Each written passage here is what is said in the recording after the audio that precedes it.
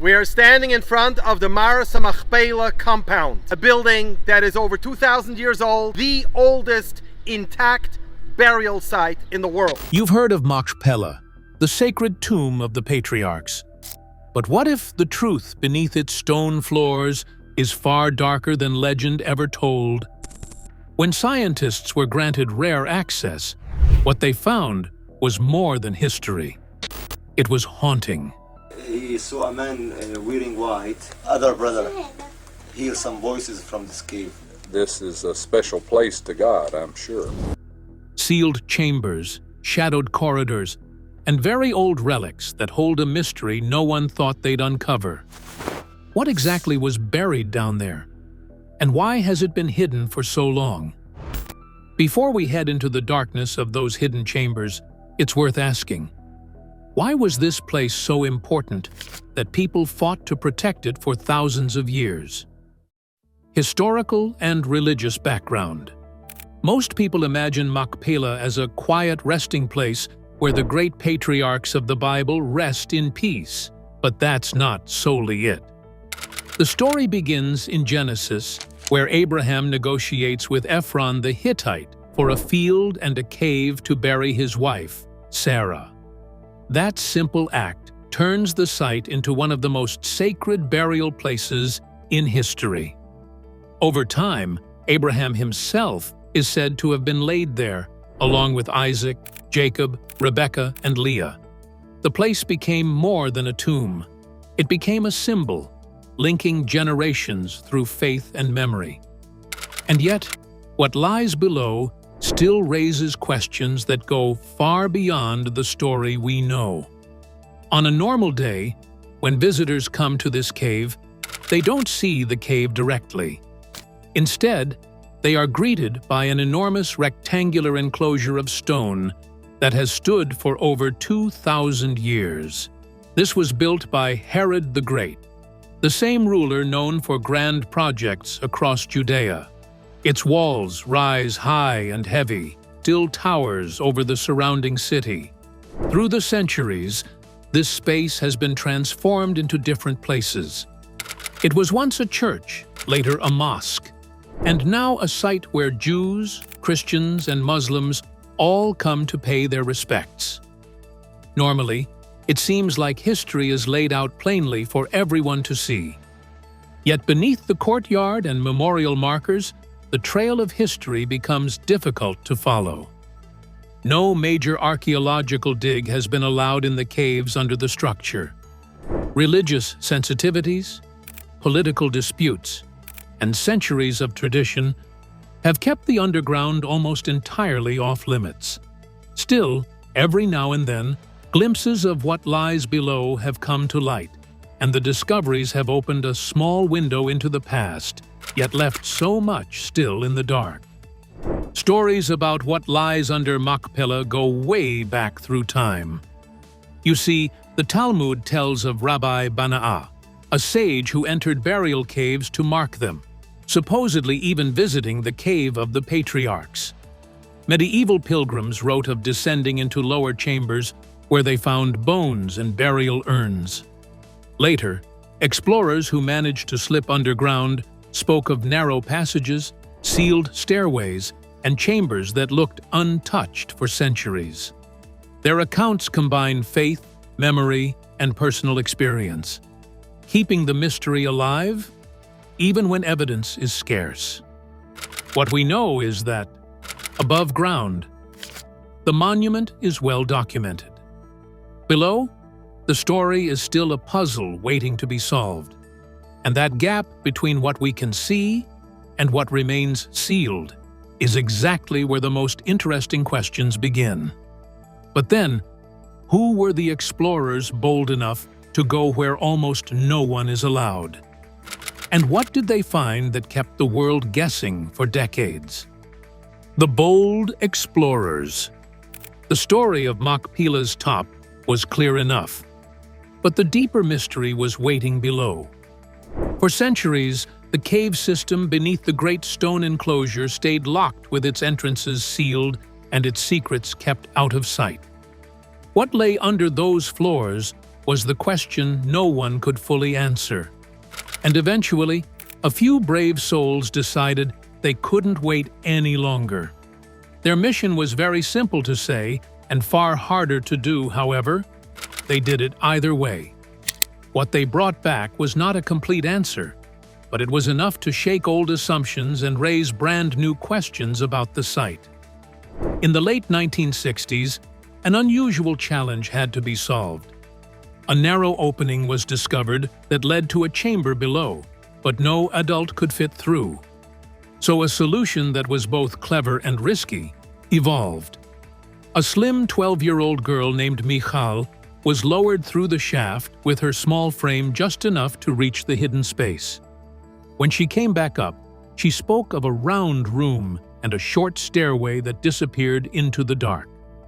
Her short visit didn't open the way for scientists to rush in, but it offered the first modern glimpse into a world no one had seen for centuries. What she saw hinted that there was much more waiting below. More than a decade later, that small peak that Michal saw sparked curiosity that didn't go away so fast. A group of local residents decided to push further. This time it was not a cautious peak, but a full descent. In 1981, they discovered a blocked stairwell hidden beneath a slab in the main hall and found themselves face to face with the unknown. Among them was Noam Arnon, who would later share their findings with the world. Step by step, they moved stones, followed tight passageways, and entered chambers that had been sealed for generations. This was not a formal dig with measuring tools and cameras. It was a daring and secret mission into a place governed by prayer, politics, and fear of violating sacred ground. What they saw and what they described reads like a list from a locked place. There were dark, tight passages that forced people to duck and turn. Stairwells led to blocked exits. In some rooms, the air felt thick with dust and age. Bones lay in heaps and in urns, and pottery fragments were scattered in many spots. The atmosphere was one of careful curiosity mixed with real danger. Moving stones could loosen structures, and the risk of causing damage to religiously sensitive areas was constant. Observers who later reviewed the accounts treated the details seriously while warning that unauthorized entries make interpretation difficult. But of course, not everything they found could stay hidden. 4 pottery vessels were carefully taken out during that secret mission, and later they became the subject of detailed study. After explorers found their way into the hidden spaces, objects that had been sealed off for centuries finally reached the hands of researchers. What happened next was methodical, almost a quiet work. The pottery, bones, and carved stones were studied with care, piece by piece. The results didn't solve the mystery, but they offered something new. It was more like real evidence that could be measured, weighed, and dated. And what those results revealed made some historians rethink what this site might truly be. The most solid piece of evidence came in the form of the 4 pottery vessels taken from the chambers back in 1981. These weren't kept a secret forever. As time passed, researchers examined them under microscopes, ran petrographic tests, and even used neutron activation analysis to break down the clay's composition. The verdict revealed that each vessel dated back to the Iron Age, around the 9th to 8th centuries BCE. Their makeup pointed toward local Judahite manufacture with links to the Hebron and Jerusalem regions. In short, these were not recent souvenirs. They belonged to an era centuries before the Herodian building rose above the site. Suddenly, this was no longer just a question of faith. Something very old had been touched. What made things even more compelling was where those vessels had come from. They weren't all from one single spot, but from different regions nearby. Archaeologists read this as a clue that people had been traveling here, bringing goods with them. Maybe they were leaving offerings, food or oil. Maybe something even more symbolic. Over time, those vessels broke and left behind shards that quietly told the story of repeated visits over generations. That pattern looked a lot like pilgrimage. This suggestion is powerful, and it seems like this place may have been considered sacred very much earlier than most had thought. And yet, we still have one thought in mind. Who were those early visitors, and what drew them here? Well, on another spectrum, there are the human remains. Accounts over the centuries mention bones, urns, and even coffin-shaped stones in the lower rooms. Some were seen by medieval travelers. More recent entries describe heaps of bones and bare tombstones in hidden chambers. And yet, for all these reports, modern science has barely touched this part of the story. There is no widely published DNA or osteological analysis that could tell us who these people were, or even how many individuals are represented. This gap keeps the most asked questions unanswered. And without proper testing, identity remains a matter of faith and debate rather than proven history. Even the architecture seems to guard its own secrets. Explorers found narrow shafts, rounded chambers, low corridors, staircases cut into rock, sealed stone doors, and slabs that covered passages. One account describes a square stone set into the floor of a rounded room that, when removed, revealed the first cave entrance. The shaft that led to a lower chamber was so small that it required someone very slim to explore it.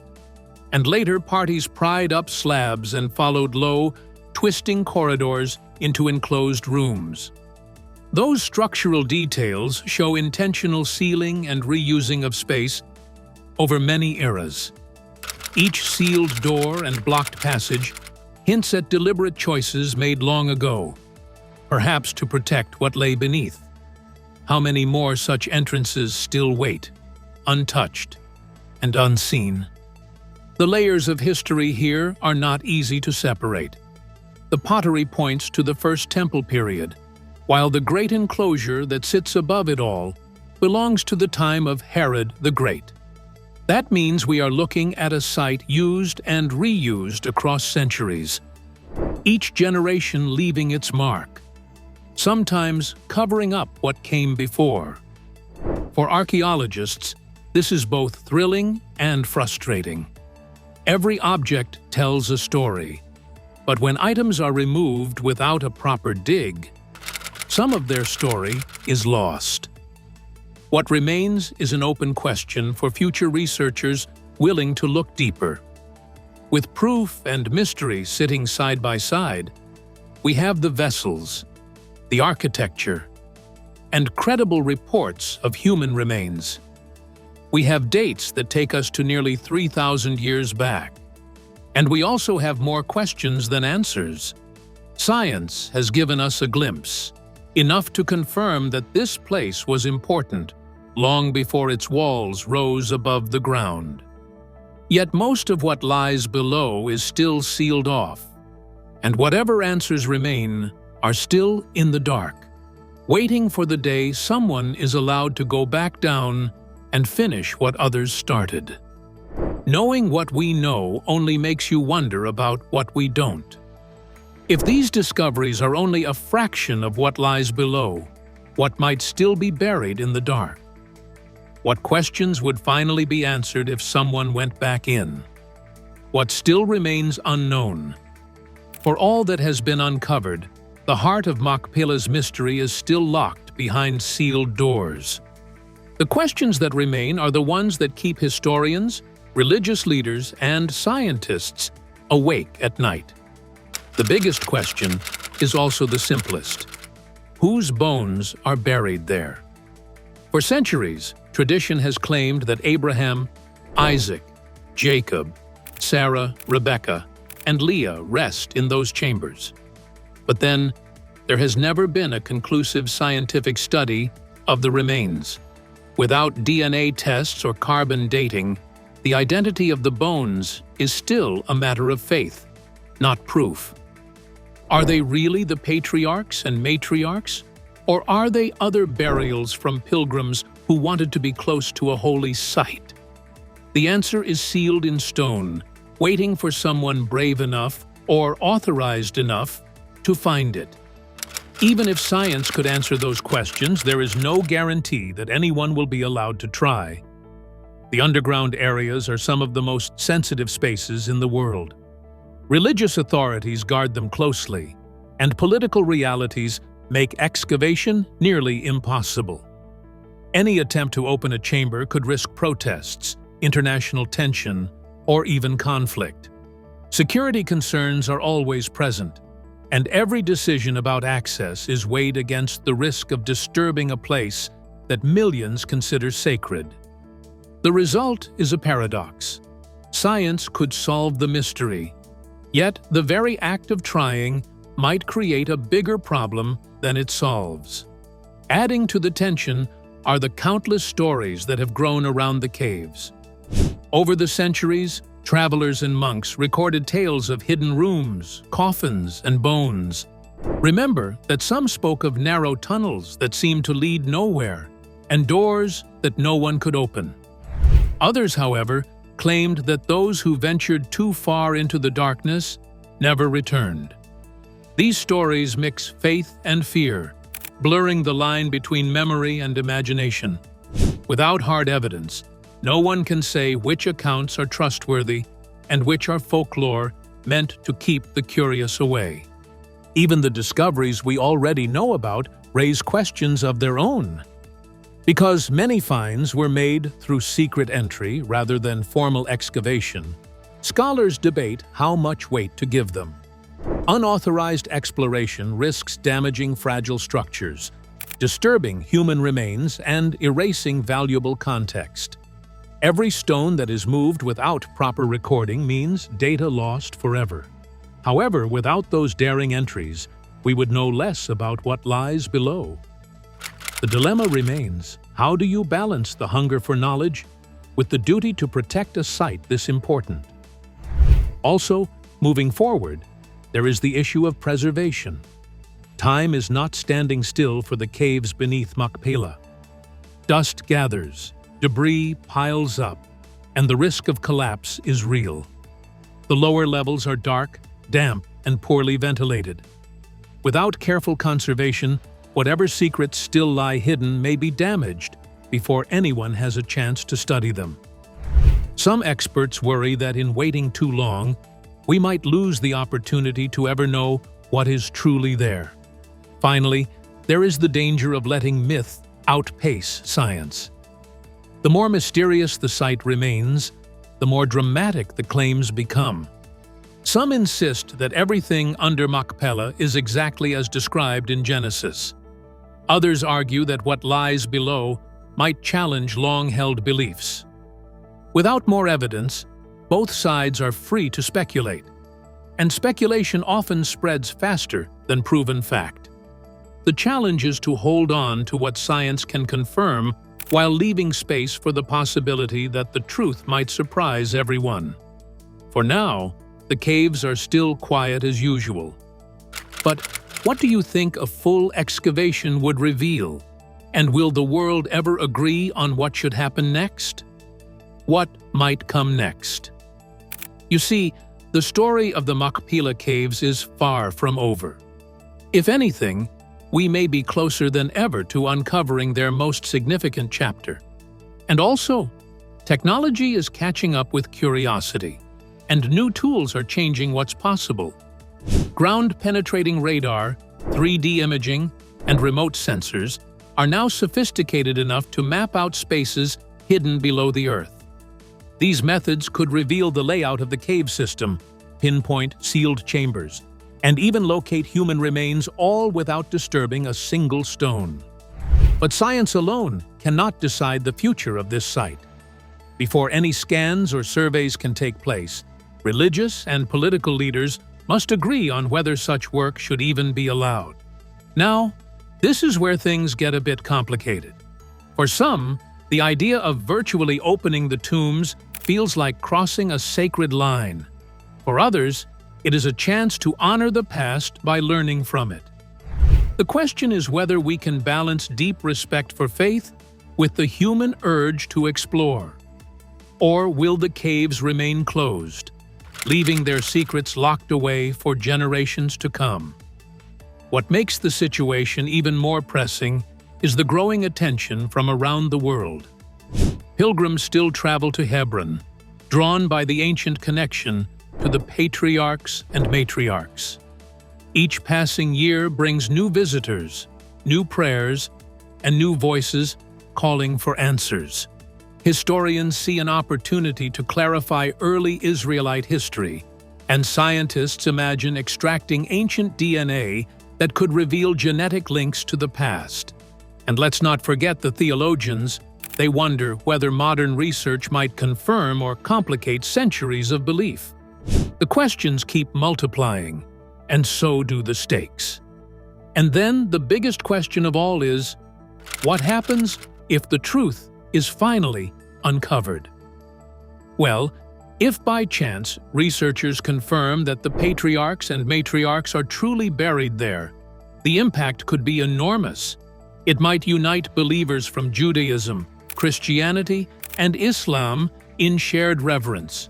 Or it could lead to renewed conflict over who has the right to guard such a sacred space. And if the evidence tells a completely different story, would the world be ready to hear it? This is why the mystery of Machpelah is so powerful. It is not simply about looking backward, it is about the future we are shaping. Every decision to scan a chamber, analyze a fragment, or leave it untouched carries meaning far beyond archaeology. This is about faith, history, and the deep human need to know where we come from. Perhaps one day, technology and tradition will meet in a way that allows answers without erasing the sanctity of the site. Until that moment comes, the tomb of the patriarchs will remain a place where history breathes quietly beneath the surface. Its walls hold questions that have lasted for centuries, and they are still waiting for someone to listen. And maybe that's the point. Maybe these chambers are meant to test our patience, forcing us to ask what matters more. Is it preserving the mystery or uncovering the truth? The next step could rewrite everything we thought we knew about the past. Or it could leave us with even more questions than we started with. Do we honor the dead by leaving their tomb sealed, or by using every tool we have to finally confirm who they were? Let us know your thoughts in the comments below. And don't forget to like, subscribe, and share. To enjoy more content like this, click on the next video on your screen.